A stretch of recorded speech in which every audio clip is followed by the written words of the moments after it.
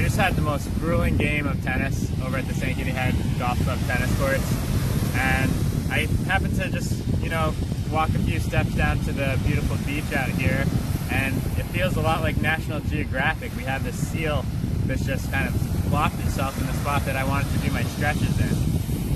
One thing that I try to make a really strong point to do at the end of all my sessions when I play tennis, and what I recommend for the players that I'm coaching, is to get some good stretching in when you're completed with your sport.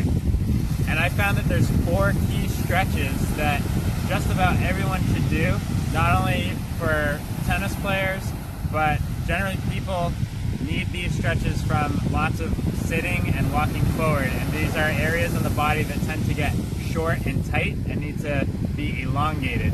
I'd recommend holding the stretches at about 60-70% stretch for about 1 minute, and that way you can just gently elongate the fibers, and that minute gives it a chance to set into the lengthened position so that when you come out of it, you will start to rebalance your body.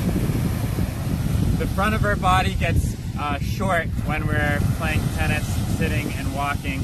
So the first stretch I'd recommend is just a chest stretch, and you can do that by bringing your arms behind you. You can clasp your hands and then draw your shoulder blades together, and we'd hold this for, again, at least a minute. And while you're stretching the front, you're getting a nice shortening effect in the rhomboids in the upper back. This helps to balance the proportion of front to back and lets the head sit more naturally over the shoulders.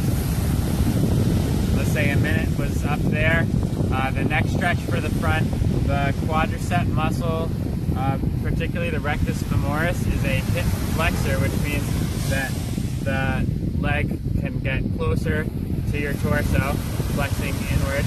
And that muscle, along with the psoas, is a muscle that goes through the pelvic bowl and attaches into the lower spine in the back. These areas get very short and can create a little bit of a pelvic tilt this way. I'm exaggerating. And we want to make sure that we lengthen them out, and you can do a really gentle quad stretch / psoas stretch by getting into both of these spots at the same time. If it was uncomfortable standing, you could put your hand on to a fence, or do this as a knee down runner's lunge, where you're getting into this kind of position and stretching this way. Those are 2 main stretches for the front of the body. The other area that gets short in the back of the body is particularly the calf muscles. Every time you take steps and you're running, they're shortening. So we want to make sure that the calves get the good stretch, particularly after playing our sports. And you can do that by just doing a kind of lunge where you're pressing the heel away, getting into the calf. If you had a little fence or a step, you could put your foot onto the edge of that and then press in and get the calf muscle that way. And the key is to focus on the calf more than the hamstring. The hamstring often can actually get overstretched due to the quads in the front being short. So we want to stretch the front, stretch the chest, stretch our calves, and then the last stretch. All the side-to-side movements in tennis create shortness in the IT band and the 6 external rotators.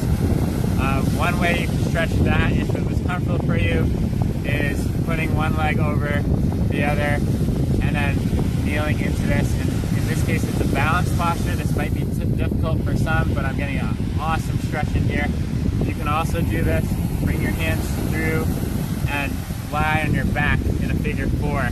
Or do any kind of twist sitting down or lying on your back as well.